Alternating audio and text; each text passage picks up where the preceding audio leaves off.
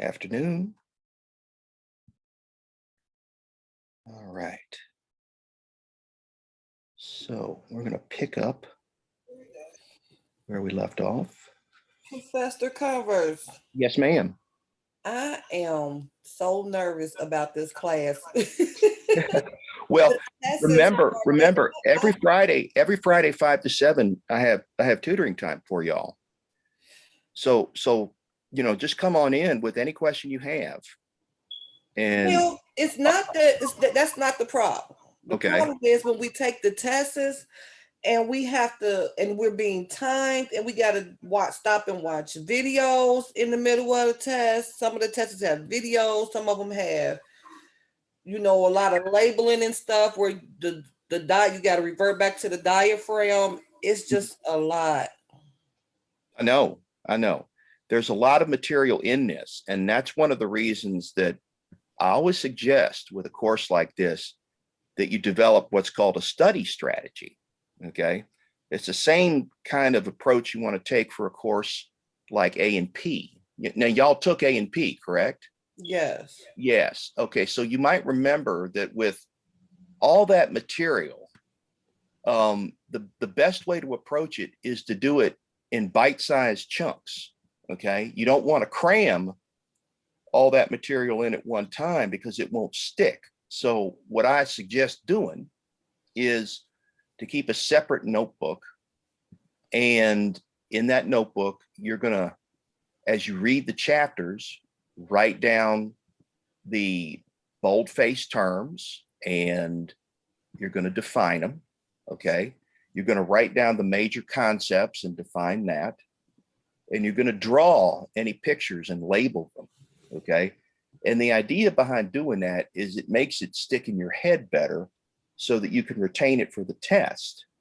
Another way to help you guys get ready, and I'm perfectly happy to do this, is to get you practice exams for the real exams.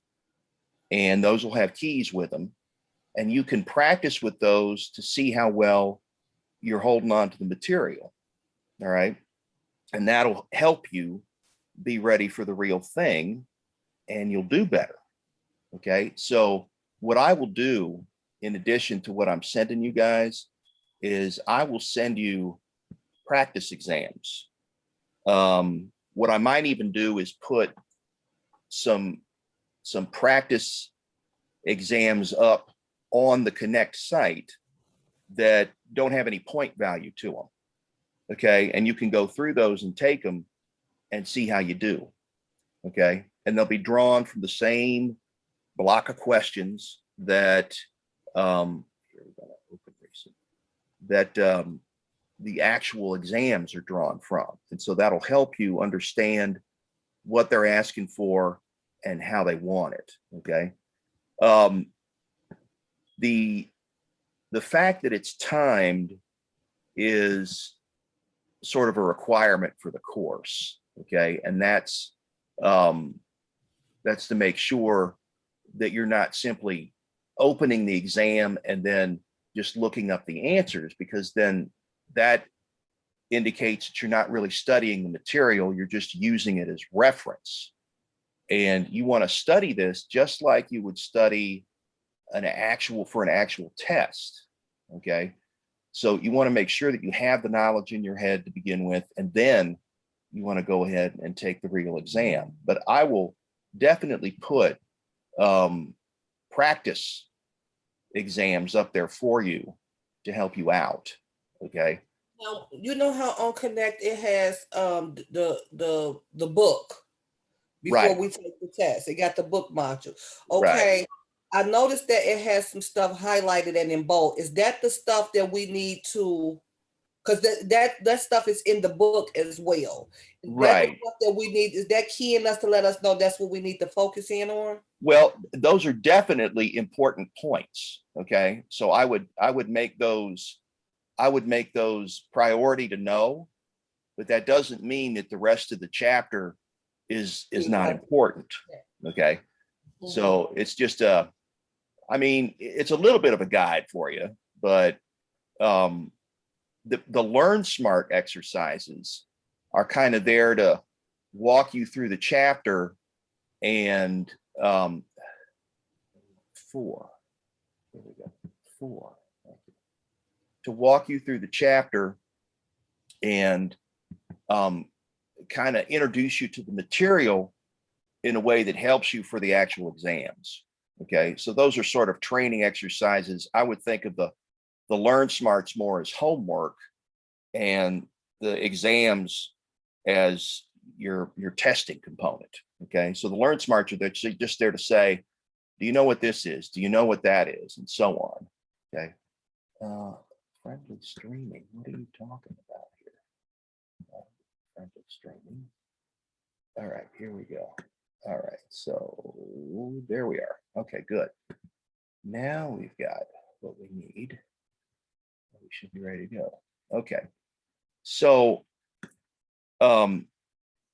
let's see here. What I want to do, let me do this because this will be important. I'm going to give you guys, I'm going to send you guys a link to use for Friday office hours. All right. And it's a separate Zoom link, and you'll come in, and that's my tutoring time for everybody. And what I need to know when you come in to the Zoom room is just your school and your course. Okay. And then I'm here to help you any way I can. Okay. And one of the things I'll do, like when we do tutoring, is if you don't have any particular questions, I'll just hit you with questions. Okay. We'll run through questions and I'll show you the answers, and we'll talk about why those are the answers. Okay. So it's another way to practice and drill and get ready. Okay. So all of those things will help, in addition to using Khan Academy, I strongly recommend, and Quizlet, I strongly recommend. Okay. And that's khanacademy.org and Quizlet.com. Quizlet.com are flashcards, and Khan Academy is lectures on anything really that you're curious about, and both of them are free. Okay. Can you spell the first name that you said? Yeah, please? hold on. Let me get this up here for you. New document. Put that up here. Now, this homework that you just said in the email for lab, that's go out of the lab manual, correct? Well, okay. So that homework, I'm going to explain to you how that goes. Okay. There's a website you're going to go to, and it's basically, it walks you through staining and the gram stain and all that stuff. And then when you're done with that, you can answer the questions that are in the lab that I sent you today, and then just shoot it back to me. Okay. And remember that all you have to do is open that in Adobe Reader in order to fill it out, Adobe Acrobat Reader. So let me give you Khan Academy and Quizlet. Quizlet is easy. Quizlet is, let's make it big here. Quizlet is www.quizlet.com, and let me put that in chat for you. Let me get chat. Chat. How do we see our grades for the class? You're going to see that on the portal. I haven't entered anything yet. Okay. Yeah. So Quizlet.com. We get credit for the tests, the Everything. The labs, the connect work, everything. Yeah. So that's Quizlet.com. Okay. That's in chat. And then Khan Academy is right here.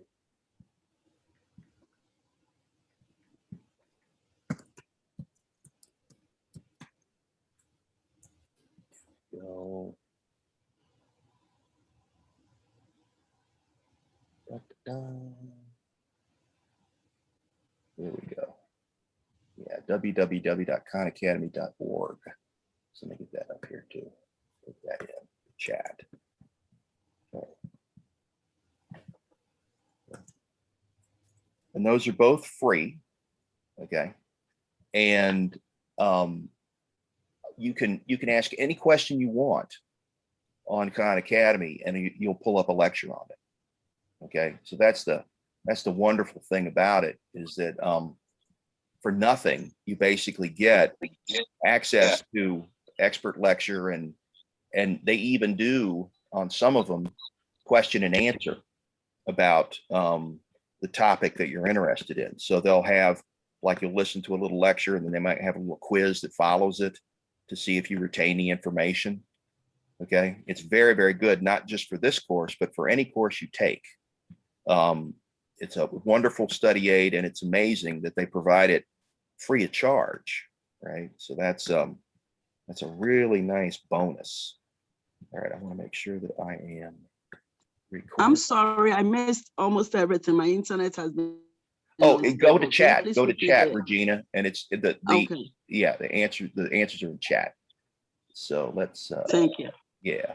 So let's go to going. Okay, we're all right. So let's do a share and share that. Okay, and then we're going to do eukaryotic cells, and then we'll talk a little bit about lab. Okay, so we begin here. Boom. Okay. So we talked earlier about bacteria and archaea, which are much older forms of life, right?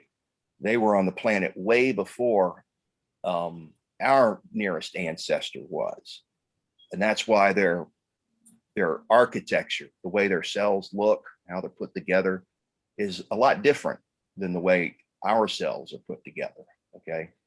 So we're going to talk about a little bit of the history of life, and then we're going to talk about how the eukaryotic cell came about. So the first eukaryote to appear on the planet was 2 to 3 billion years ago. The first cell to appear on the planet, which was a prokaryote, was about 5 billion years ago. Okay, so you can see that the bacteria and the archaea were here way before our first unicellular ancestor. Okay, the first primitive eukaryotes were probably single-celled and independent. Now, we don't have direct indication of that, because in the fossil record, we don't see any hard parts that are in the soil when we dig deep and look, like bones are there for things like dinosaurs and ancient mammals and things with shells. Okay, but we have evidence of what the eukaryotes may have produced, okay, such as gases or certain chemicals. Okay, and that leads us to think that the single-celled eukaryote came first. Over time, the cells associated with each other to form colonies, and cells within the colonies specialized to perform specific functions. And from that came the first tissues, the first multicellular organisms. So if we were to, and let's annotate here, if we were to kind of trace the sequence of events, the drawing's already up. It goes, let's put it at 5 billion years. 5 billion years.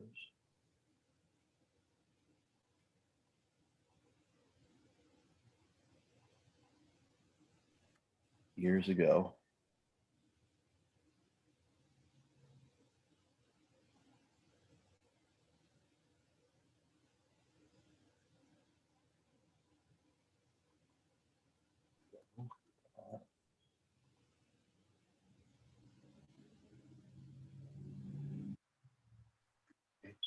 We would have the first cell. First cell. Okay. And we're not quite sure what that was like, but shortly after that came the archaea.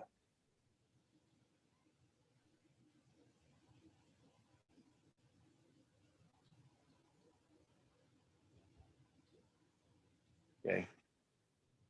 And then shortly after that, let's call it 4 billion years,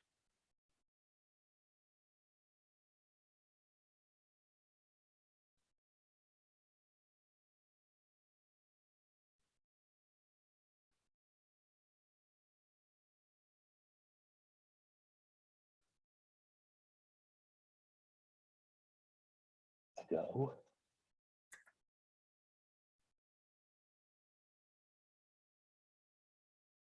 we had the bacteria.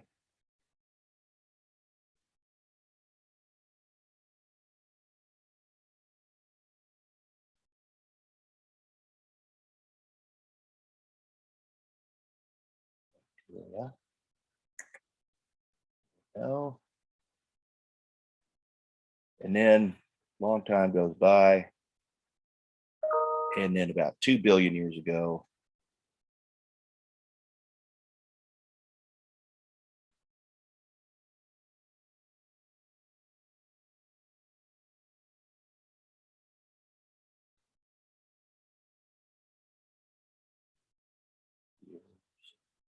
years ago,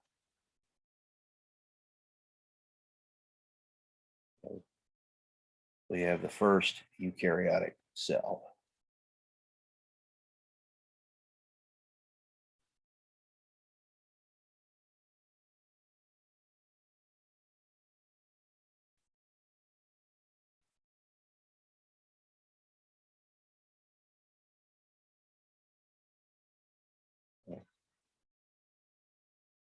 From there, all right, we don't know how long this took exactly, but we had groups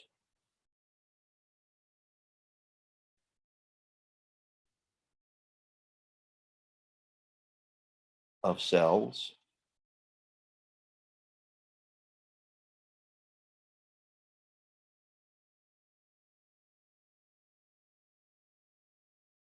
working together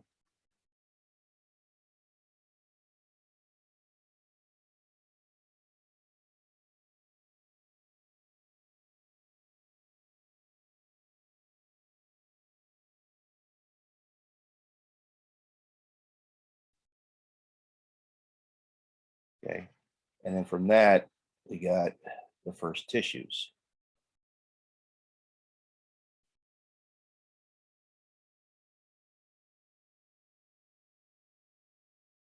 So things got more and more complex as time went by. All right. And there was a reason for that. And the reason for that is that the earth began to change.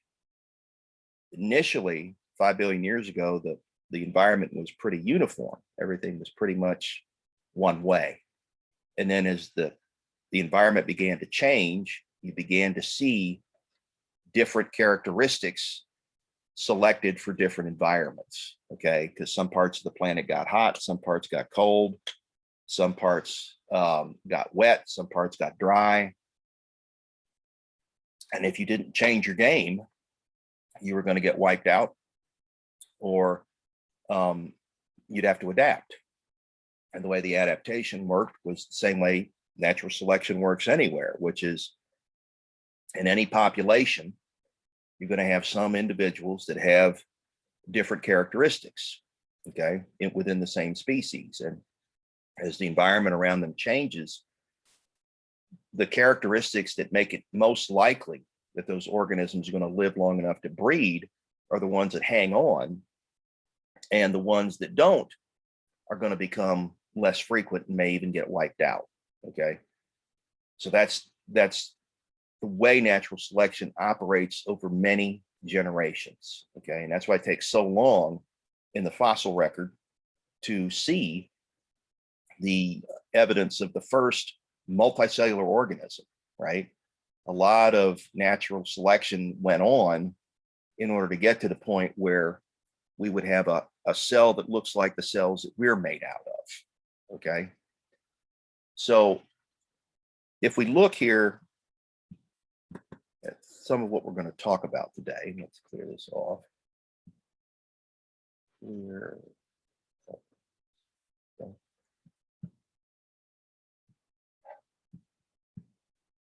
Okay. We're going to talk about the structures that are different between the eukaryotic cells and the prokaryotes. Okay. We're going to talk about which eukaryotic organisms have cell walls or glycocalyx, and talk about the significance of that. We're going to list the differences between eukaryotic and prokaryotic cytoplasmic membrane. And we're going to talk about the structural components of the nucleus and talk about how the nucleus and the endoplasmic reticulum and the Golgi work together. Sorry about that, for cell transport. And then we'll talk about what a mitochondria is, okay? Okay. We'll also talk about the different types of ribosomes and cytoskeletal components. And here, what you're looking at is an example of a typical animal cell compared to a typical bacterial cell. And the first thing that should jump out at you is the bacterial cell is way smaller, right? That's pretty obvious just from the drawing. And the eukaryotic cell, the big cell, has got a lot more stuff in it. Okay. So that's the first thing you should notice. All right. And then you're going to notice there's appendages on some eukaryotic cells like flagella that are functionally identical to bacterial flagella, but they're made of different stuff. Okay, they still use ATP for power. And then you've got a cell membrane, and you may have a cell wall in some of these organisms. And then inside the cell, you've got all of these different chambers. All right, these are called organelles. Okay, organelle literally means, let's draw it here. Organelle, please cooperate.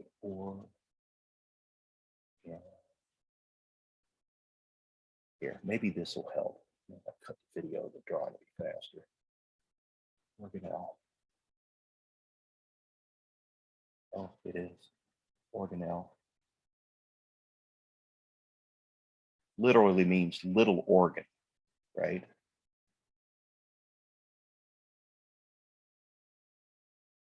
Okay. But what they're for is to separate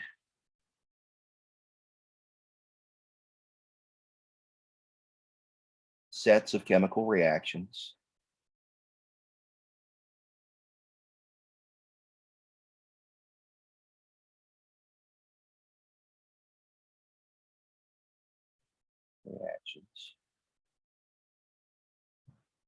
so they don't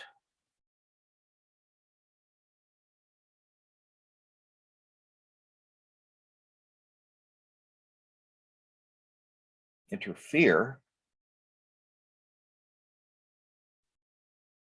with each other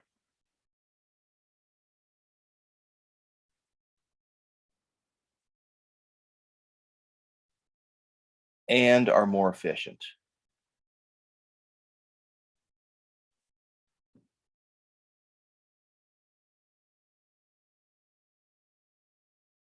So they're like little factories, okay, where certain things happen, all right? A set of things happens inside an organelle, and then there's a product that gets made. And if the enzymes and the reactants are all in one place, then that's easier to do, okay? It's kind of, think of it like a factory, right? If you want a factory to be effective, you want the crew and the tools and the parts all in one place and probably organized in a particular way so that you can make what you need fast enough for it to be useful. And the same thing's going on here with the different organelles. Okay, you can see some examples of organelles here. Let me, hello, come back. There you are. Okay, So some examples include, that's mitochondria there, okay? This is smooth endoplasmic reticulum here. This is rough endoplasmic reticulum there. This is a chloroplast. This is Golgi apparatus. This is mitochondria, just like that is down there. These little pipes are cytoskeletal components, okay? These yellow barrels are centrioles, okay? And they make microtubules. And then, of course, this big guy here is the nucleus, and in the middle of the nucleus is something called the nucleolus, all right? And then you might have things like lysosomes or peroxisomes outside. You might even have something called a vacuole, which stores water in certain eukaryotic cells, okay? But you can see that these are like separate rooms in a house, okay? And in each room, something special happens.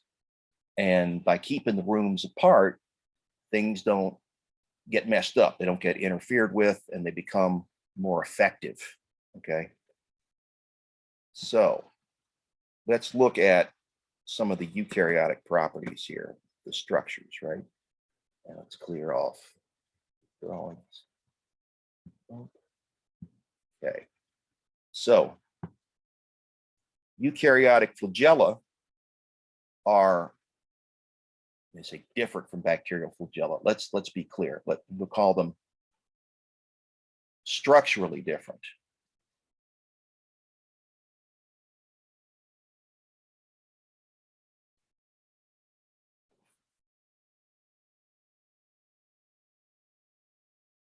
Okay, but functionally the same, right? They perform the same job as a bacterial flagella. They're structurally different. They're 10 times thicker than a bacterial flagella. They're not made of flagellin, which is the protein that the bacterial flagella is made out of. They're made out of microtubules, okay? And they are covered by cell membrane, all right? But the job they do is the same. They push the cell from one place to another, right? So back to here, okay? The microtubules have a spacing, and the microtubules basically crawl over the top of each other to make the flagella bend. Whereas in the bacterial flagella, there's a hook, and the hook spins around the basal body to produce the movement.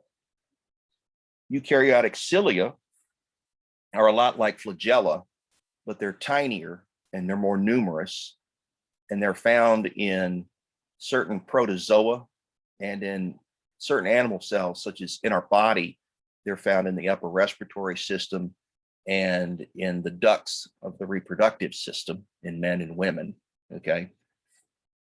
But they both, the flagella and the cilia in eukaryotes, use ATP for power, and their job is to move material from one place to another, okay?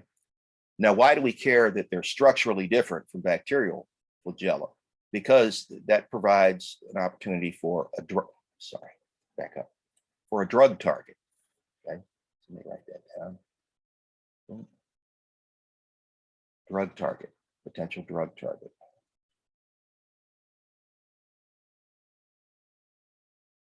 Right? If we know what it's made of, we know how to attack it. Okay. Okay. All right. The glycocalyx is the outermost layer that comes into contact with the environment. Okay. And glycocalyx literally means sugar coat.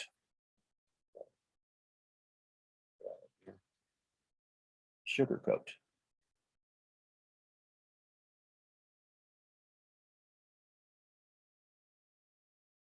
Okay. So this is made of polysaccharide, okay, and maybe some other components, okay. Go back to here. Polysaccharide is the main component, and it can look like a network of fibers or a slime layer or a capsule. And what does it do? Well, it does the same functional job that it does in bacteria, right? It protects it from from attack. It lets it stick to things, and it can also monitor the environment. All right. So very important, right? The more layers you've got, the more armor you have, and the better equipped you are to do whatever it is that you're supposed to do. Get this off. Okay. The cell wall, right? The protozoa and the helminths, protozoa are mostly single cell, the helminths are multicellular, don't have cell walls, but fungi do, okay? And fungi are eukaryotes that primarily live off of dying material, okay? They have rigid cell walls that allow for structural support and shape, but the walls are different. They're made of different stuff. The cell walls of fungi are made of something that's called chitin, okay, which is a different type of polysaccharide, chitin, okay? But again, functionally, it does the same job as the cell wall of a bacteria, right? It keeps it from rupturing when it has an osmotic shock. Thick layers of polysaccharide fibers are composed of chitin or sometimes cellulose, which is the same material that a plant cell wall is composed of. Where are you? There we go. Okay, so let's put by cellulose in plants.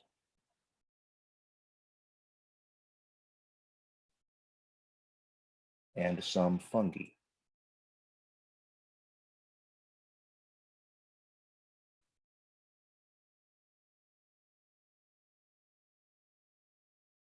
Okay. There we go. But again, all the cell walls are functionally the same, right? They're all there to protect from problems with the movement of water into or out of the cell, right? Don't want the cell to blow up. There can be a thin outer layer of glycans, which are shorter sugar chains as well, okay? The membrane in a eukaryotic cell is primarily phospholipid, okay? And then sometimes in the membrane are proteins that act as gates, pumps, or receptors. And then there are sometimes sterols of various kinds, like cholesterol, okay, that allow the membrane to be less mobile and a little bit more rigid, okay? And this is important in the eukaryotic cells that don't have a cell wall for extra protection. The membrane is a selectively permeable barrier, meaning that only some things can go through it, right? Not everything can pass through the cell membrane. The only stuff that can go right through the cell membrane is stuff that's non-polar, all right? Things like oxygen gas molecules and CO2 gas molecules and non-polar drugs can slide right through the membrane with no help. But if the molecule is polar or charged, it has to go through a special tunnel or pump or gate in order to get inside or outside the cell, okay? The nucleus is the biggest organelle in a eukaryotic cell, and it has a nuclear membrane around it that is actually double layered, right? So these are two layers of phospholipid bilayer with a space between them, and it's continuous with something called the endoplasmic reticulum, okay? So the nuclear membrane and the membrane of the endoplasmic reticulum they fuse at the nucleus, okay? And then there are pores in there, little holes, tunnels, for big stuff to get in and out, okay? So the nucleus needs to bring in and send out large things. And so it needs big holes for those to get through. And that's what the pores do for it, okay? The nucleolus is in the center of the nucleus, and this is where ribosomal RNA is made, which is part of the structure of the ribosome. Ribosomes are actually assembled here. This is where they're first built, okay? And they leave through the nuclear pores, and then they go out into the cytoplasm of the cell and either attach to the rough endoplasmic reticulum or they stay in the cytoplasm. And their job is to just build protein, okay, the tools of life. Chromatin is made of DNA and histones and is the information molecule for the cell, right? So this is where the protein building instructions are located for the whole cell, right? So let's write that in there. Protein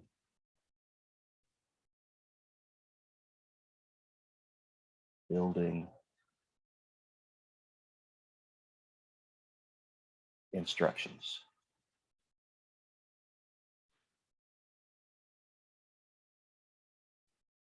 Okay. And the histones are sort of like a way to compress the DNA. Compress and protect DNA.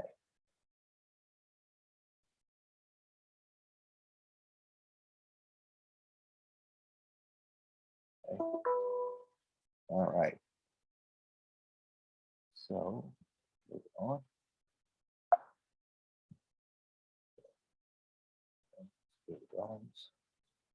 Okay. The endoplasmic reticulum is a series of tunnels and areas like little rooms that are connected by hallways that are used in transport and storage. And there's two sets of rooms and hallways, right? There's one that's called the rough endoplasmic reticulum. It gets its name because it has ribosomes on its surface. Ribosomes on its surface, okay? And so the purpose of the rough ER is to receive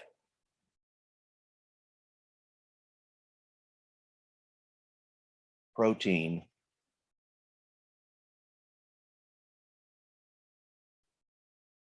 from ribosomes.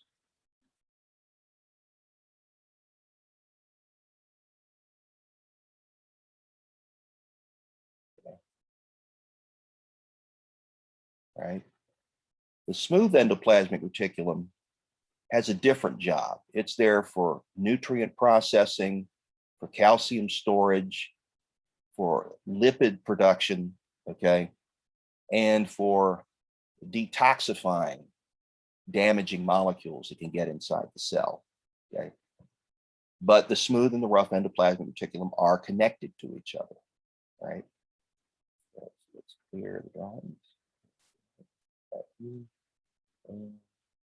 Okay.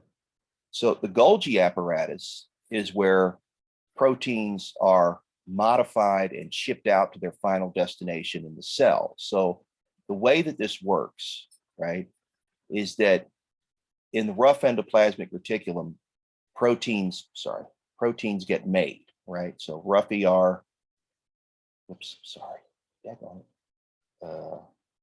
Here, back up. All right, and we want, well, okay.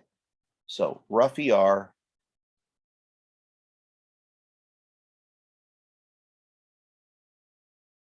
gets protein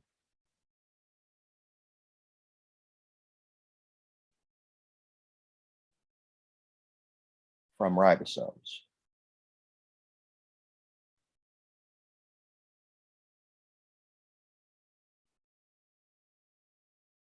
Okay. And then those proteins go into transport vesicles.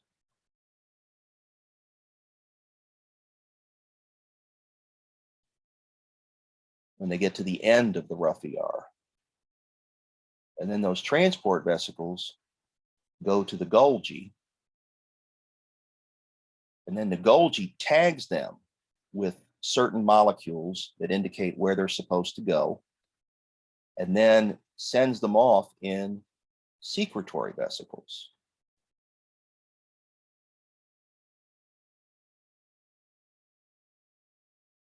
And the secretory vesicles can go a lot of different places, right? They could go to the cell membrane. They could go to a membranous organelle like a mitochondria or a lysosome, or even the peroxisomes or the mitochondria, the chloroplast even, Okay. And then they dump their protein payload and then they come back to the Golgi. So they're like little trucks. Okay. So the transport vesicles are from rough ER to Golgi, right? And then the secretory vesicles are from Golgi to everywhere else in the cell. So if we look at this in a little more detail, what we will see, bring it back, come on. Where you at? There you are. Boom. Okay. You will see, let's clear this.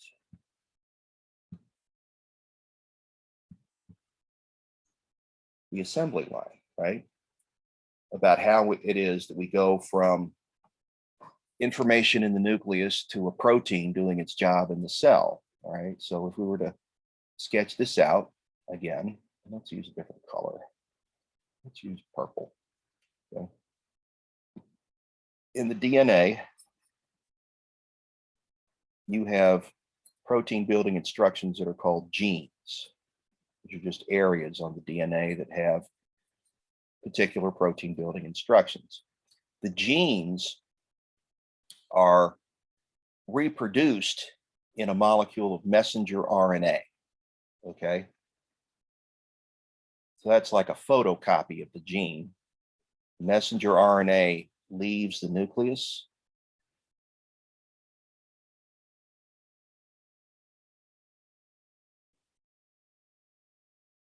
And then finds a ribosome.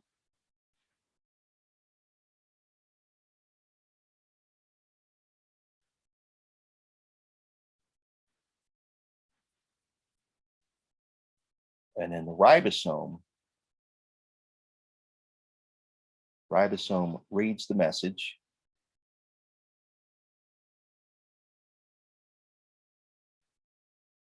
Reads the message.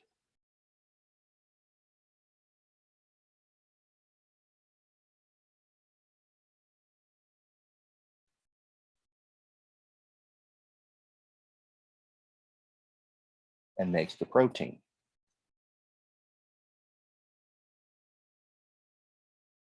Makes that protein.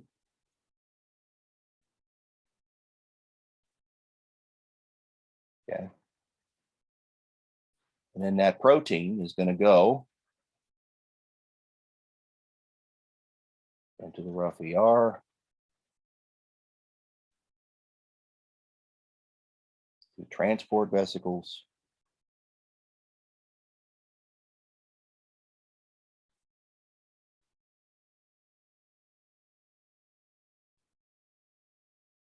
and then the Golgi,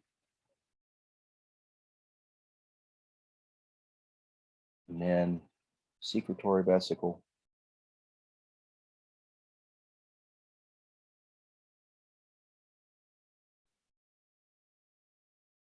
and then dropped off to do its job.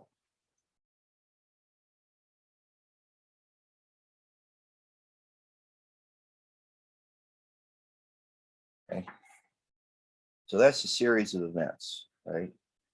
So when the cell meets something built, it's going to go to the gene that has that information. It's going to unwrap that part of the DNA, and that's going to copy that into a message. That message is then going to leave through a nuclear pore out of the nucleus and into the cytoplasm. Then it's going to attach to a ribosome on the rough ER.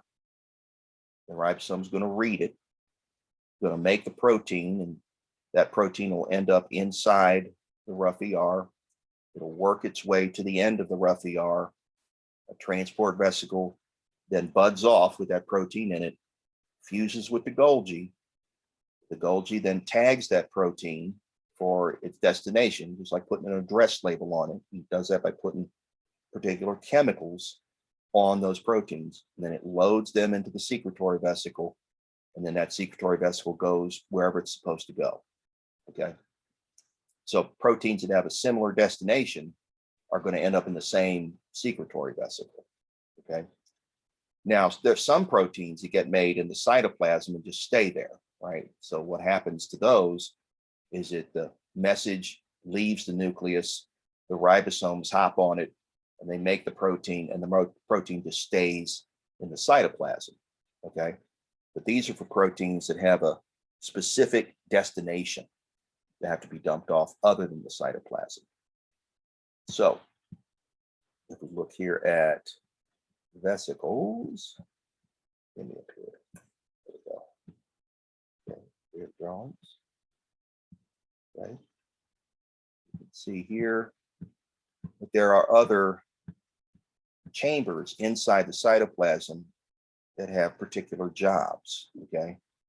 Lysosomes you could think of as the stomach of the cell. And what they do is they have powerful tools called enzymes inside them that can tear up anything that gets sent into the lysosome. Okay. And that means anything. And then what will happen is that what's left over, some of that the cell will keep, and some of that the cell will throw away. Okay. Through a process that's called exocytosis. Okay.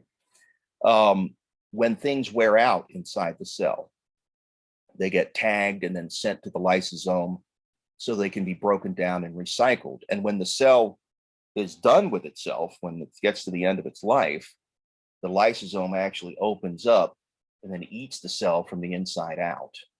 Okay. Vacuoles are membrane bound sacs that can have nutrients in them or material that needs to be excreted or stored. They form in phagocytic cells in response to food and other substances that have been taken in. So some cells can like eat stuff. So what they'll do is they'll pony up to something that they want to eat. You could see an example down here. Let's get the spotlight here. Okay. So they'll find something they want to eat, right? Like a little food particle. And then the membrane will just kind of form around it, and then they'll pull in a food vacuole, which has a nickname called a phagosome. Okay, I'll spell that in a minute. And then the food vacuole will fuse with a lysosome. The lysosome will tear up the stuff in it, and then some of that stuff will be used for the cell as either energy or building blocks, and then other stuff will be spit out. Okay, so that is endocytosis that you're looking at there. So let's do this. Oop, okay. Phagocytosis, which is a form of endocytosis.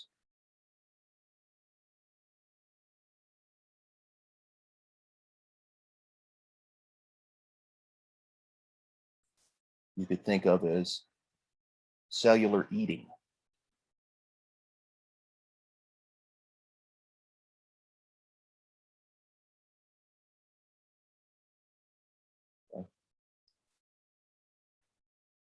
This is one of the ways, for instance, that our immune system protects us from invaders, is that it eats them up. Okay. The white blood cells move in and they engulf the invader and take him inside, and they chop him up into little tiny bits. And that makes him ineffective, right? Knocks him out. Okay. So moving on. Okay, mitochondria are the powerhouse of the cell, meaning what? This is where most of the ATP is produced in the cell. And remember that ATP is energy for life. Okay. ATP.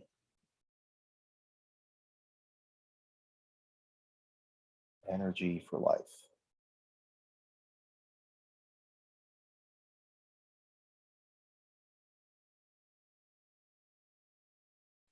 I like to think of it as biological gas in the tank. Okay. You put gas in your tank, your car is ready to go. Okay. The energy to make ATP comes from nutrients, right? So the cell takes in nutrients and then steals the energy from it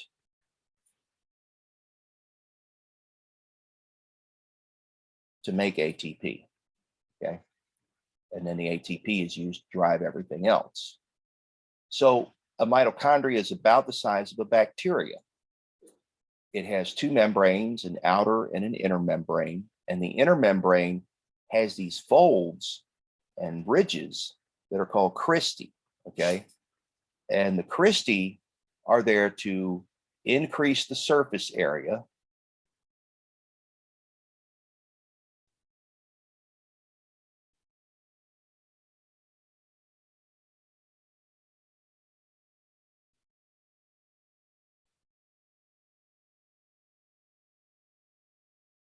for ATP production.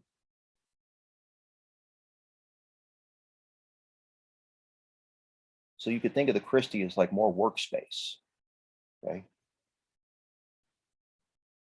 ATP production. Right. So embedded in the inner membrane are the tools that make most of the ATP, okay? And then that ATP, once it's made, can leave the mitochondria and power everything else in the cell, as well as power the mitochondria, all right? If you look inside a mitochondria, they have the ability to reproduce independently of when the cell reproduces, and they have their own DNA, and they have ribosomes that are a lot like bacterial ribosomes. And so the theory goes that these are probably descended from ancient bacteria, right? Early eukaryotic cells probably took in ancient bacteria and formed what we know as a symbiotic relationship. So let me write that down. So go again, go symbiotic relationship. Let's put that in red.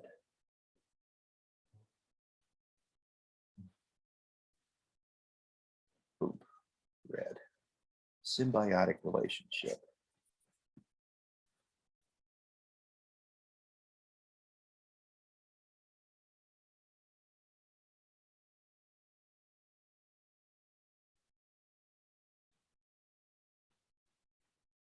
Okay. And what that means is that both people in the relationships benefit from the deal. Okay. The bacteria, the ancient bacteria, got a place to live and a constant source of food, and the cell or eukaryotic cell got all that energy. Okay. And we know this because of comparing the DNA in mitochondria to bacterial DNA and doing the same thing with the ribosomes, right? So we weren't there when it happened, but that's probably what happened. That's probably what went on. Okay, so again, here we go with so boom, race. Okay. Chloroplasts we find in algae and in plant cells. And what they do is they take energy from the sun and then they use CO2 and water to make sugars. Okay. And they also produce oxygen as a byproduct. They look like mitochondria, but are larger and have special pigments and are more varied in their shape. Okay. So if we were to, let's draw the sun. Sun will be red, right? There's our sun blazing away. Right? Here comes the sun's energy, right? Then it's going to hit a plant cell. Let's draw that in black, I guess. Black, but inside the plant cell, there's a nucleus. Inside the plant cell are chloroplasts, right, which are green, okay? And those chloroplasts absorb that energy and they use that to turn CO2 and water. See that blue, take in CO2 and water, right? They go in and they make inside the cell from the energy in photosynthesis sugars. And the sugars are used for fuel. Okay. So the sugars can be broken down and ATP can be produced from that energy and the cell can live. So photosynthesis is responsible for most of the ecosystems on the planet because that's where really the food production begins. So without photosynthesis, there'd be a much different distribution of life on the planet than we have now. So let's take a look at the evolution of the mitochondria. Okay. Here. The eukaryotic internal membrane system, called the endoplasmic reticulum, and the nuclear envelope may have evolved from infoldings of the plasma membrane in an ancestral prokaryotic cell. Such infoldings are common in modern prokaryotic cells. The theory of endosymbiosis proposes that a critical stage in the evolution of eukaryotic cells involved endosymbiotic relationships with prokaryotic organisms. Microorganisms that live within other cells and perform specific functions for their host cells are called endosymbionts. According to the theory, energy-producing bacteria may have been engulfed by a larger primitive cell and come to reside within it, eventually evolving into what we now know as mitochondria. Photosynthetic bacteria use photosynthetic pigments embedded in internal membranes to derive energy from sunlight. These bacteria may have come to live within early eukaryotic cells, leading to the evolution of chloroplasts. Several facts provide evidence for the endosymbiotic hypothesis. A few examples include: 1. Mitochondria and chloroplasts contain their own circular DNA, similar to DNA in bacteria. 2. Both mitochondria and chloroplasts are surrounded by two membranes. The inner membrane is probably evolved from the plasma membrane of the engulfed prokaryote, while the outer membrane is probably derived from the cell membrane of the host. 3. Mitochondria are about the same size as bacteria. 4. Mitochondria appear to have been derived from purple bacteria, and chloroplasts derived from photosynthetic bacteria. And where does that information come from? It comes again from comparing the DNA of the different organisms, okay? And looking at how similar they are. All right, ribosomes are the protein builders, okay? And you'll find them on the rough endoplasmic reticulum and in the cytoplasm. And their job is, again, to make protein from the instructions on a messenger RNA molecule. So what they do is they clamp on it and they read it from the beginning to the end of the message.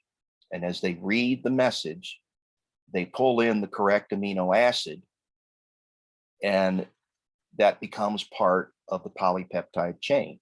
And when it gets to the end of the message, it lets go of that chain, and that becomes the protein, the tool of life that that message had the instructions for, okay? Sometimes many ribosomes can march down a single message at the same time. And if that's the case, they're called polyribosomes, or polysomes, right? Let's try here. Go this guy here. Okay, polysomes.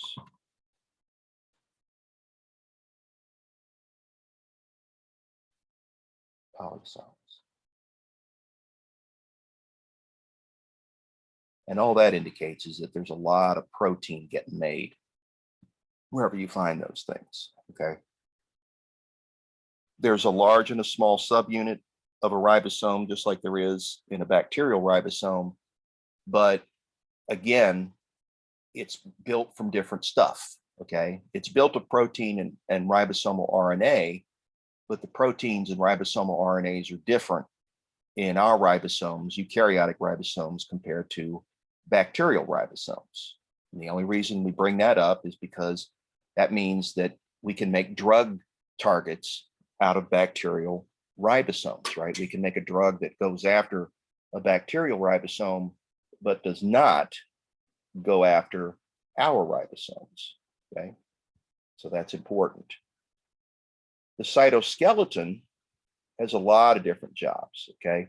It basically gives shape to the cell. It moves organelles around inside the cell while the cell is doing its work. And when the cell divides, it's responsible for moving chromosomes that have been duplicated to opposite ends of the cell. And then cytokinesis usually is after that, and that separates the two new cells from each other, okay? There are also cytoskeletal elements that help the cell move, okay, such as tubulin that's used in flagella, right, or in cilia to move material across the cell or to move the cell from one place to another. And then there are cytoskeletal elements that give the cell its shape, okay? So some examples include actin filaments, which are long protein strands, microtubules, which are hollow tubes, and intermediate filaments, which are rope-like structures, okay? And if we were to describe the job here, actin filaments are active in cytokinesis.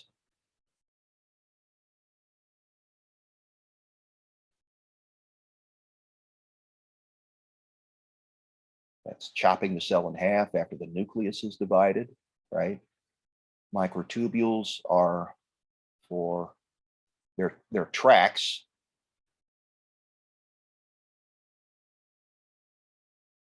to move organelles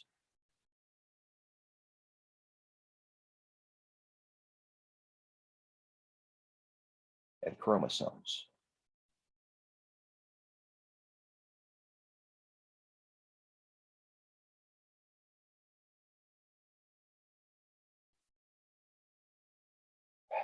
Chromosomes, CRO cells.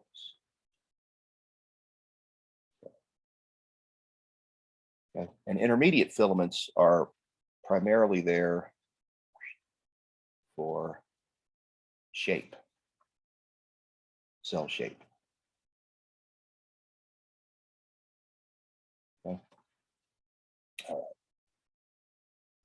All this is a comparison of cells versus viruses, right? What cells have that viruses don't.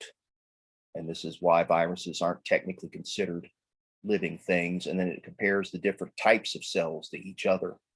So this is a nice chart, right? What I would do is I would star this chart and I would make this an important part of my notes. Okay. All right. We're going to talk about benefits that we get from fungi and different features of how fungi are put together. We're going to talk about heterotrophs, saprobes, and parasites, and the relationship between fungal hyphae and mycelia, and talk about how fungal spores happen, okay? So a fungus is something that feeds off of material that is decaying in many cases, okay? And it helps with the recycling of nutrients in the environment. Examples of fungus include mushrooms and puffballs and even stuff like the sort of fuzzy mold that you see, like penicillium, right? That grows on moldy bread, okay? And all they're doing is whatever it is they're growing on, they're breaking it down and they're turning it into power for the fungus to grow. And as they break it down, what they're growing on begins to disappear, okay? Microscopic fungi include molds and yeasts. Macroscopic fungi you can see with your naked eye, okay? Although you can see molds and yeasts when they grow up real big, right? As communities, okay? Yeasts will appear on a media plate, just like a bacterial colony will, just a little dot of growth, right?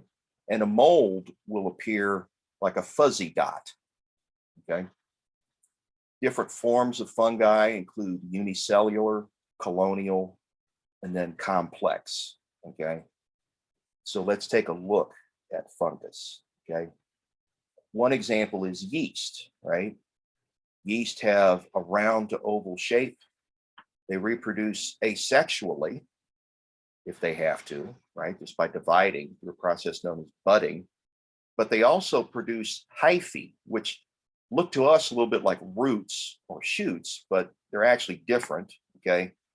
They are found embedded in whatever it is they're growing on, and they're also found on the surface of what they're growing on. They look like hair or fuzz, okay? Sometimes you'll see pseudohyphae among them, which are actually chains of yeast cells. Some fungi are dimorphic and can take either form depending on their conditions, okay? You can see here some examples of a fungus, right? Notice that there is a cell wall, okay? There is a cell wall, right? And a cell membrane. And then all the components you would expect inside a fungal cell are there, right? ER and nucleus and nucleolus and Golgi, rough ER and smooth ER and lysosomes, all that is in there, okay? The parts that make it special really are the cell wall, okay? And the fact that it can reproduce either asexually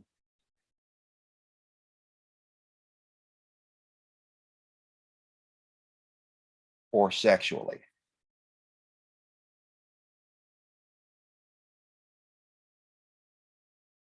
Okay.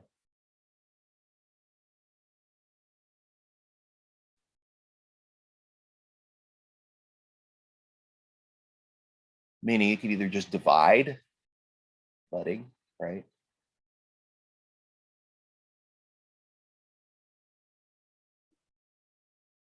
Or the pseudohyphae confuse.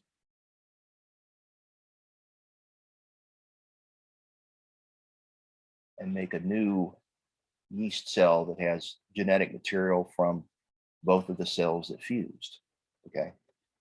So yeast can go either way, can do it either way, okay? All right.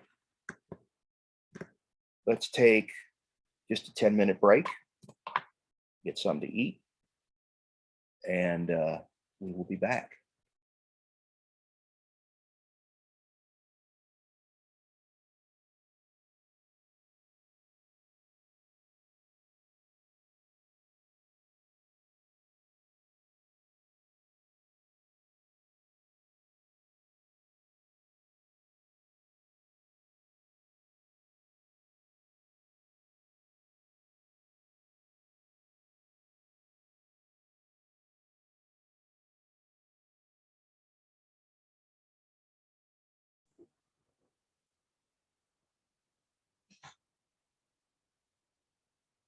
Hello, hello, Mr. Richard. Yes, ma'am. This is Melissa Davenport. Mm-hmm.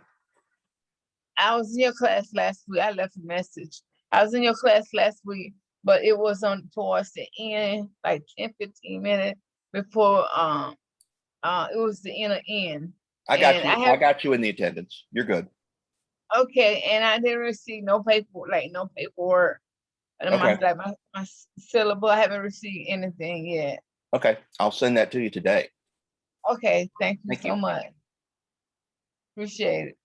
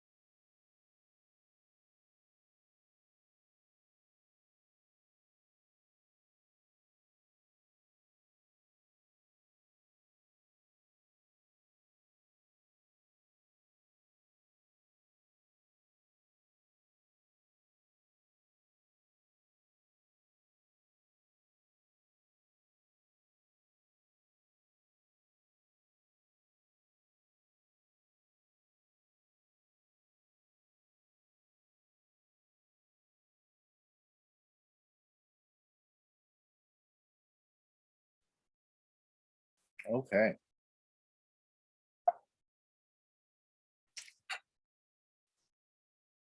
Now, there are some fungi that cause human disease. And the types that they cause come in three classes, right? Community-acquired infections, environmental pathogens in the general population, and what are called nosocomial infections, where you get it in a clinic or in a hospital. Harmless spores can sometimes cause what are known as opportunistic infections. An opportunistic infection is one that hits somebody with a weak immune system.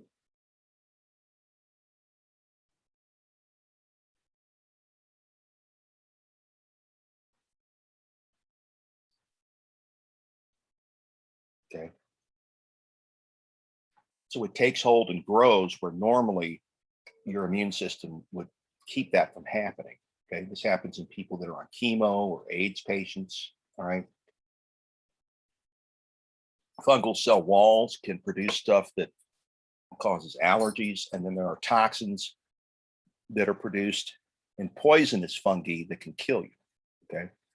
Such as deadly nightshade. So let's move over here. Aspergillus makes a lethal poison for animals that eat the contaminated grain. And then there's a fungus that's called ergot that produces a toxin that is hallucinogenic. Okay. And unfortunately looks a whole lot like rye grains.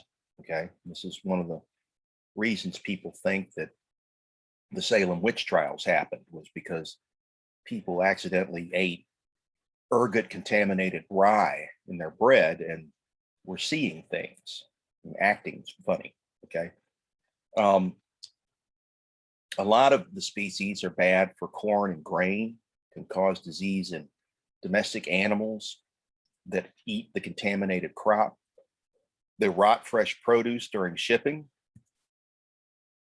but some are beneficial. All right. Without fungi, we wouldn't be able to move material through an environment, right? We wouldn't be able to recycle and regenerate because these are acting as decomposers. They also make associations with plant roots to help them absorb water and nutrients, and have been engineered to make antibiotics, alcohol, acids, and vitamins. And fungi some fungi are eaten for food, right? Mushrooms would be an example you're probably familiar with. But there are also fungi that are used in the production of stuff that we eat, such as beer and bread, which are made using yeast and sugar. Fungi can get their nutrients different ways, right? Heterotrophic fungi get nutrients from a lot of different places, okay? It can be dead or dying material, or it can be simply stuff that they absorb from the surroundings that doesn't necessarily come from dead or dying material. Saprobes are the ones that you see growing in soil or in water that are feeding on the dead plants and animals. And parasitic fungi grow on living animals or plants, and they are consuming dead material, but the host is alive. Okay. An example of that would be the fungus that causes athlete's foot. Okay. Tinea pedis.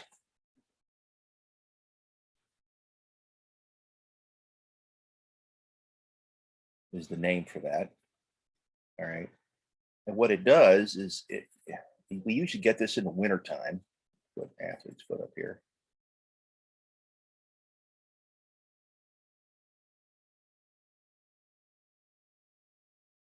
Because we keep our feet in shoes and socks most of the time when it's cold out, and that makes a moist, warm environment that fungi like. And what happens then is they feed off of the dead skin cells that are sloughed off of our feet. Hold on just one second.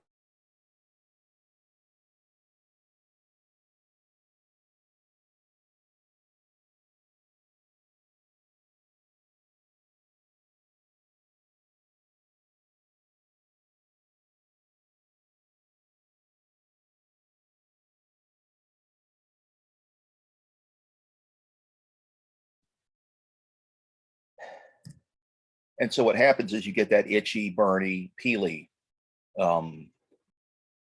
annoying inflammation down there. Okay. And then we have to note that the fungus can penetrate into stuff and secrete enzymes that break it down, right? That's basically their job. And this is one of the reasons that you worry about in your house mold damage. Okay. They live in nutritionally poor or adverse environments, right? And also environments that have high salt or sugar content, right? You might think, well, I see them growing on tree stumps. Where's the sugar content there? Well, it's in the cellulose, right? Which is the wood. And the fungi can break that down into sugars and can use that for energy. So pretty clever, right? But these guys are the recyclers. Recyclers in the environment. That should be an R.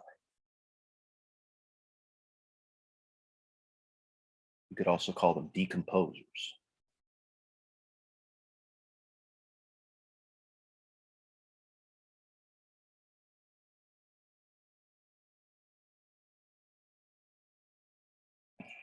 Okay.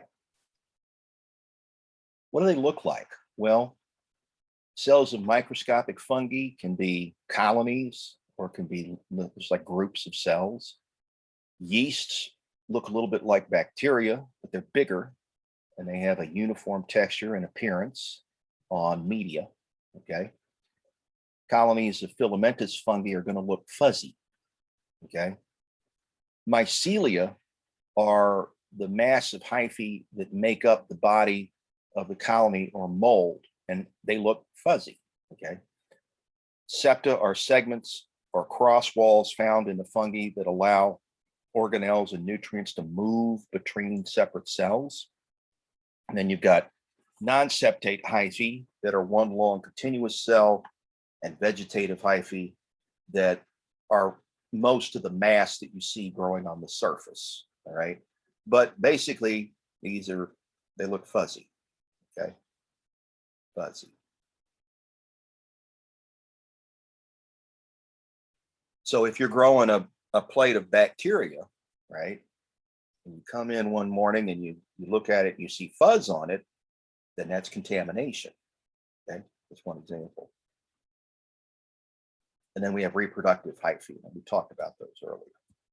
So the different ways that fungi can reproduce, they can reproduce asexually by budding, right? Or they can use hyphae, okay, to fuse and make new cells. The spores are responsible for reproduction, and they can be dispersed by the air or water or living things. There's fungal spores everywhere. You're surrounded by fungal spores right now. So am I, okay? They germinate when they find something to grow on and make a new fungus colony in a short time. And it'll break down whatever it grows on, and then the spores will be dispersed. And then that whatever it was growing on will be gone. Okay. So spores form in fungi a little bit differently than they do in bacteria. Okay. A sporangiospore is formed by cell division in a sac-like structure called a sporangium, and that's attached to a little stalk called the sporangiophore. Condidiospores are free spores that aren't in a sac. And then you have sexual spores, which are combinations of genes from two parent fungi generating offspring that have genes from both parents. And variations cause the ability to adapt to conditions more effectively than asexual reproduction. Sexual spores are going to vary from simple fusion of fertile hyphae to a union of male and female structures, depending on the type of fungus, right? But again, just notice that it can do either of these, right? Okay, sexual and asexual. Asexual, little variation.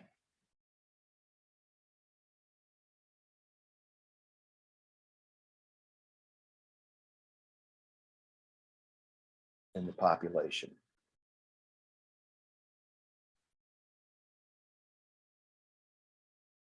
Because all the DNA is pretty much identical, right?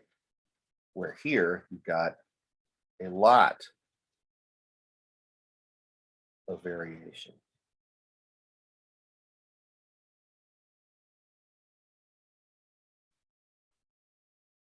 In the population.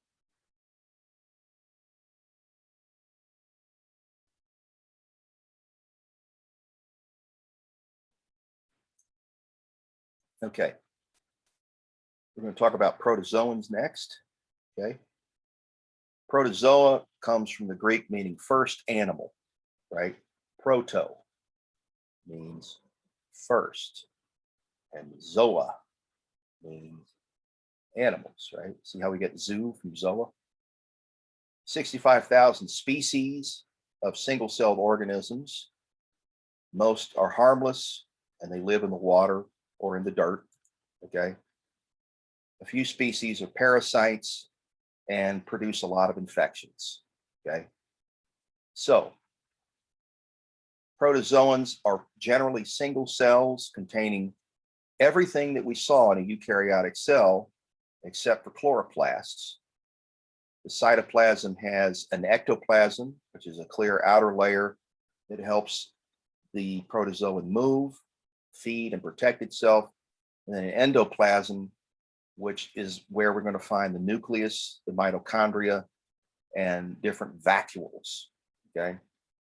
Some organelles are going to be like a primitive nervous system to coordinate movement. And then the cell membrane is going to regulate what is sent out of the cell and what comes into the cell. And the shape can remain constant or it can change depending on what protozoa we're talking about, okay? Most protozoans are between 3 and 300 micrometers, okay? So they're much larger than a bacterial cell. Giant amoebas can range between 3 and 4 millimeters, okay? So those are absolutely huge. Those would be visible to the naked eye, right? Where do you find them? Well, almost everywhere, right? They're heterotrophic, meaning they have to eat something carbon-based that has energy in the chemical bonds. Free living species are going to eat dead plant or animal debris and graze on bacteria and algae. And some species have feeding structures like oral grooves. Some protozoa absorb food directly through their membrane. Parasitic protozoa live on fluids in their host. And the main limiting factor for growth is moisture, right? So we're going to find habitats that have water, right? Fresh and marine water or soil or plants and animals. They can survive in extremes of temperature and pH, although not as extreme as an archaea, all right? And a lot of protozoa can convert to a dormant stage called a cyst, all right? So here we go. This is very interesting, right? In bacteria, we had the endospore, which was like the bacterial seed, right? Endospore in bacteria, right? And then in mold, we have spores, fungus, right?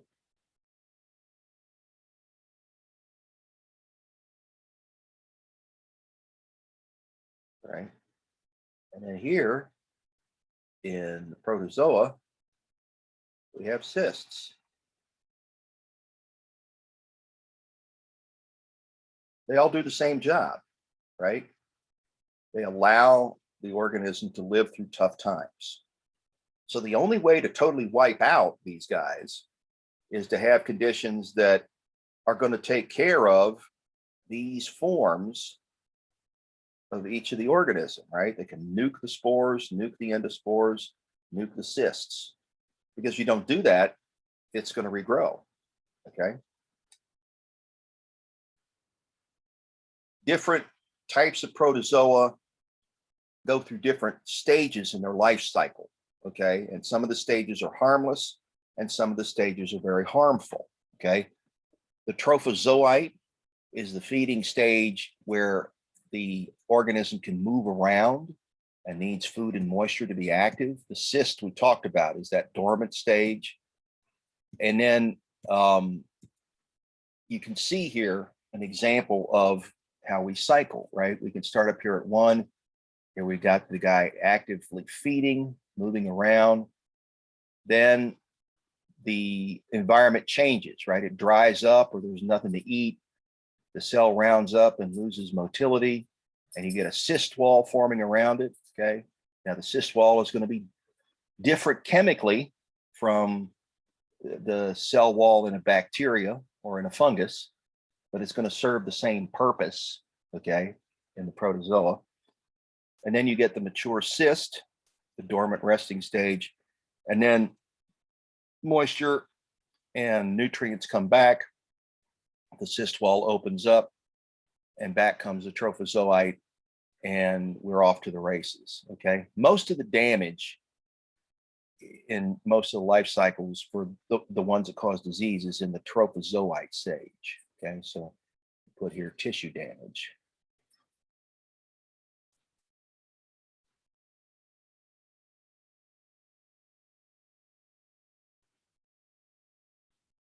Okay, tissue damage.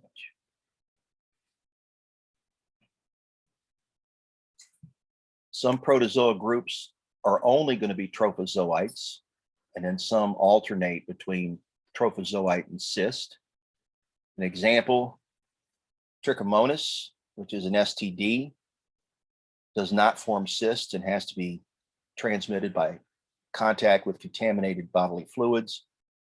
Entamoeba and Giardia form cysts and are transmitted in contaminated water and food, okay? Giardia is one of the ones that you'll see in public pools, okay? There's usually, in the summertime, a few cases of Giardia, even in chlorinated water. And that's usually because there's fecal contamination, okay? Fecal contamination.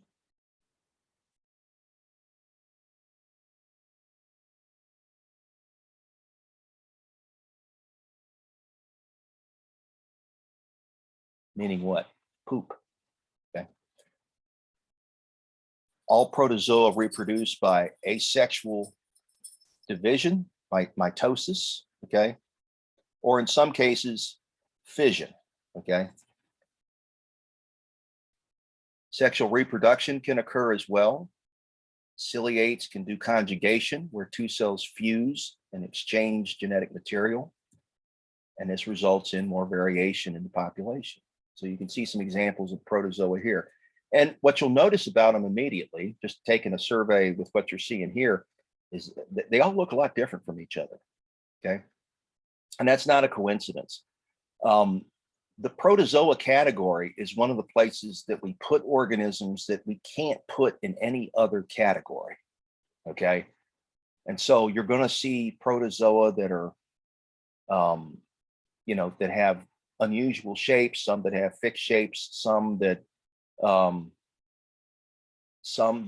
cause disease, some that don't, okay? And even some that can do photosynthesis. And basically, we just said, okay, it doesn't fit any of the other categories that we're familiar with, throw it into the protozoa category, okay? There's more variation in the protozoa category than any of the others, okay? Next, we're going to talk about helminths. These are worms, all right? These include tapeworms, flukes, and roundworms. Adult specimens you can see with the naked eye. Not all flatworms and roundworms are parasites. A lot live in soil and water and are very beneficial, okay? And those that do are decomposers. Decomposers and aerators.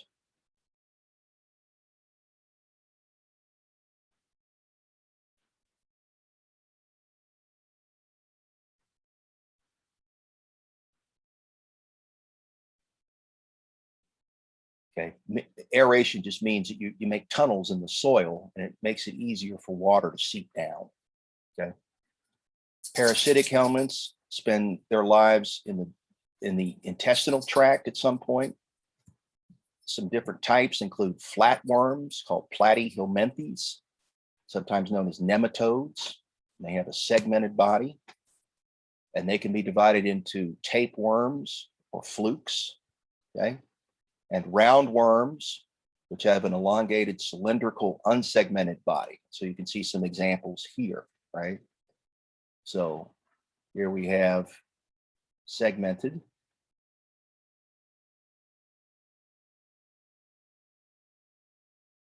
And unsegmented.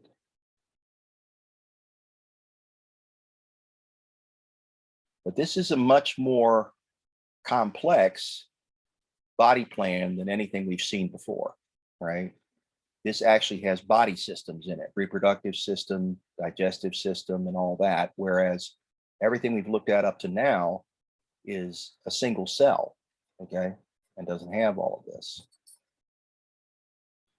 Multicellular animals make up most of the worm shapes, and they have organs and organ systems. Most developed organs are the reproductive tract, okay? And the reason for that is that a lot of these worms, especially if they're parasitic,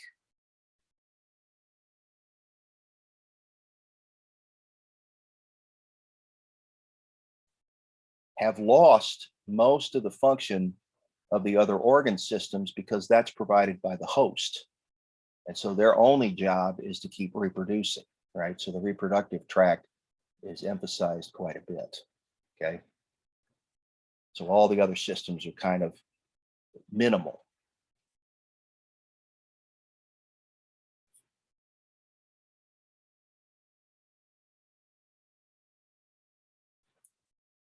So how do the worms do it?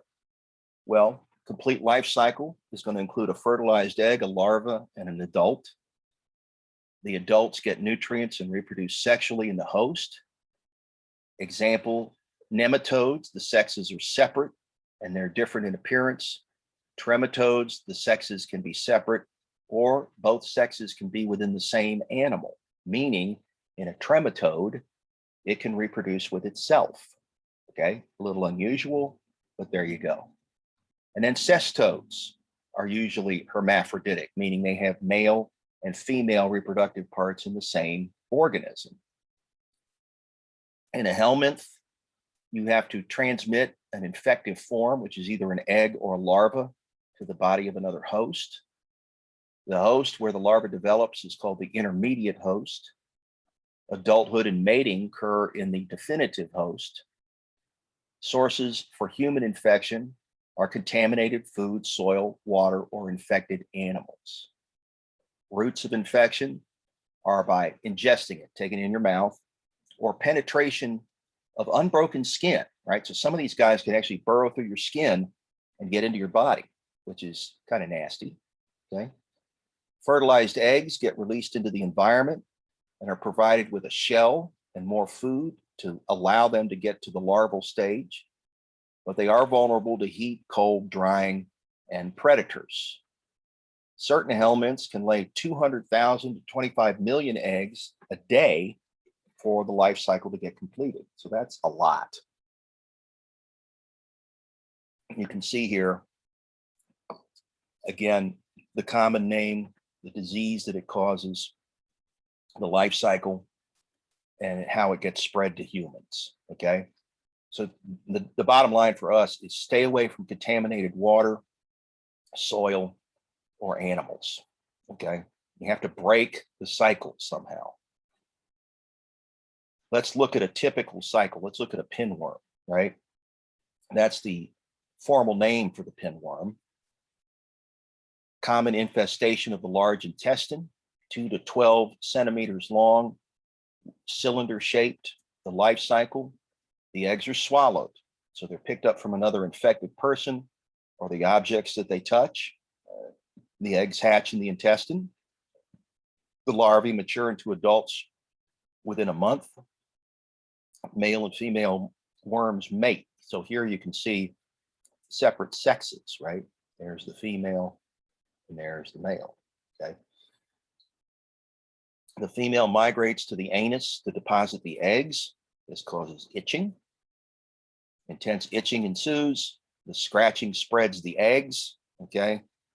And the result then is that the eggs are now in the soil or on the surface of whatever you scratched it with. Okay. And they're ready now to infect a healthy host. Okay.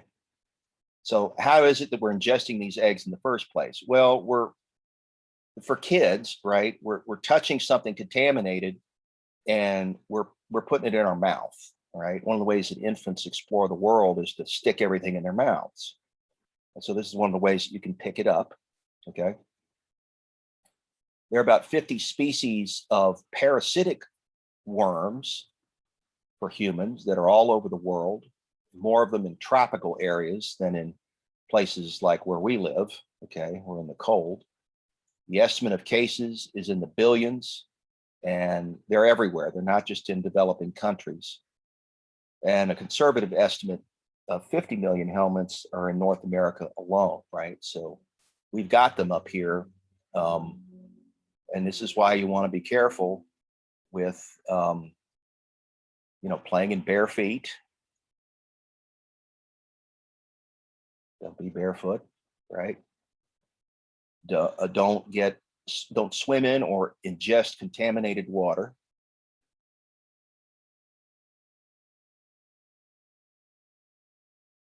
Contaminated water. And then stay away from contaminated surfaces.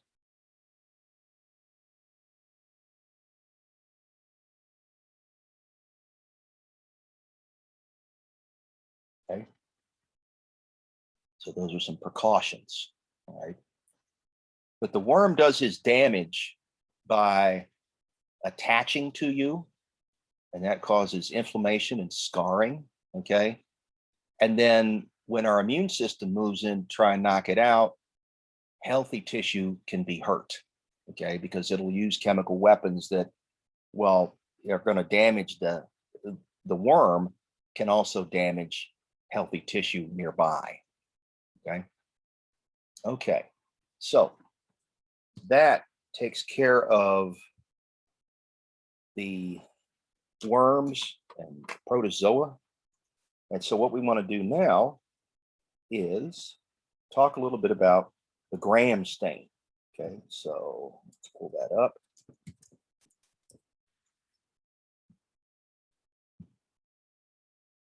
Okay, here we go.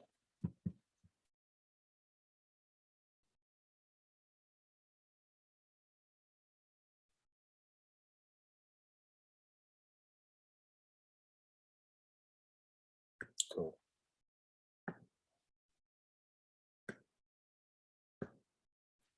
Do a new share.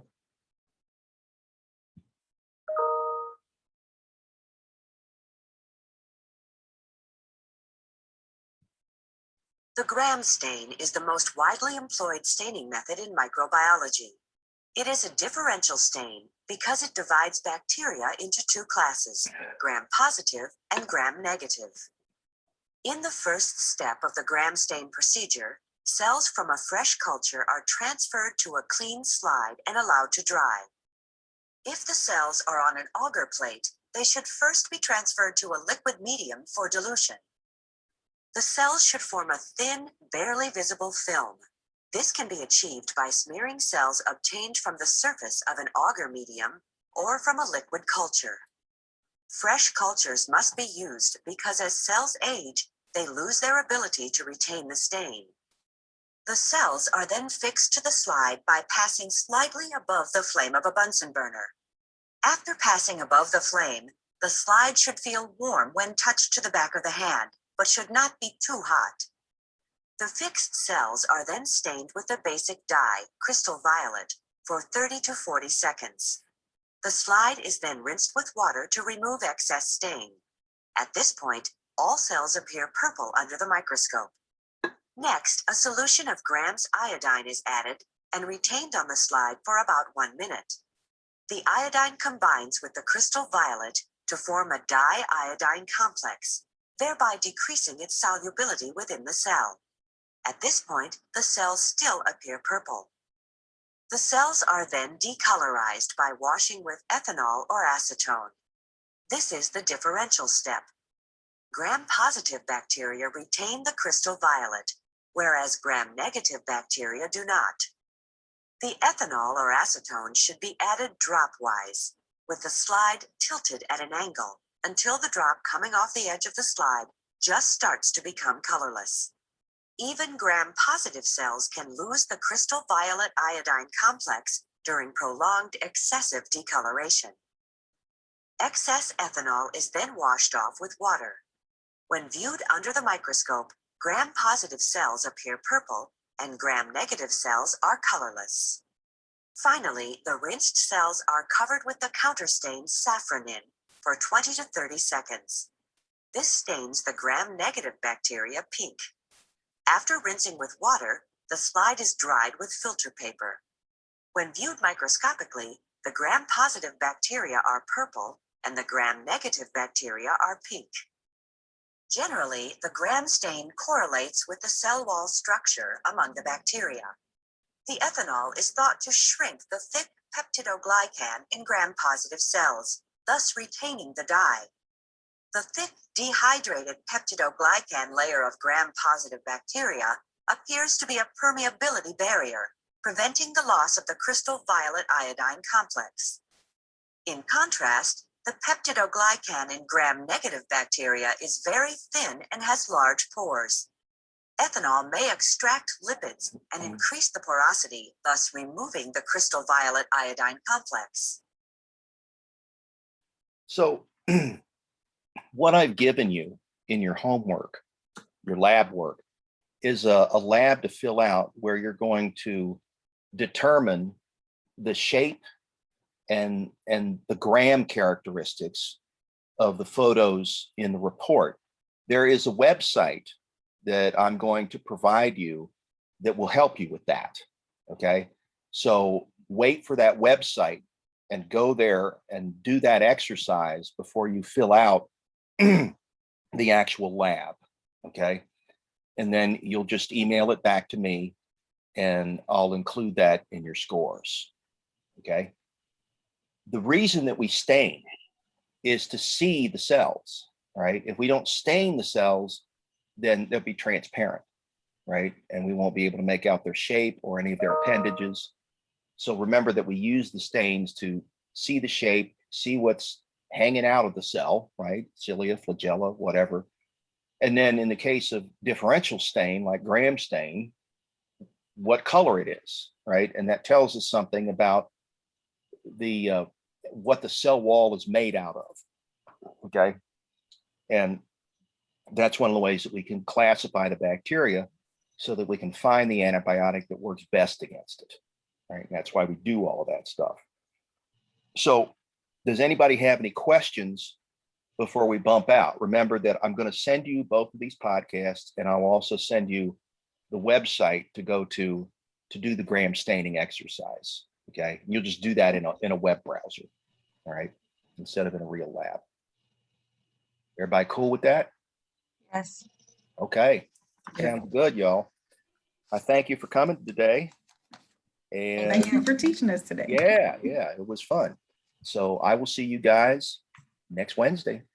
Have All fun. right. Thank you. Mhm.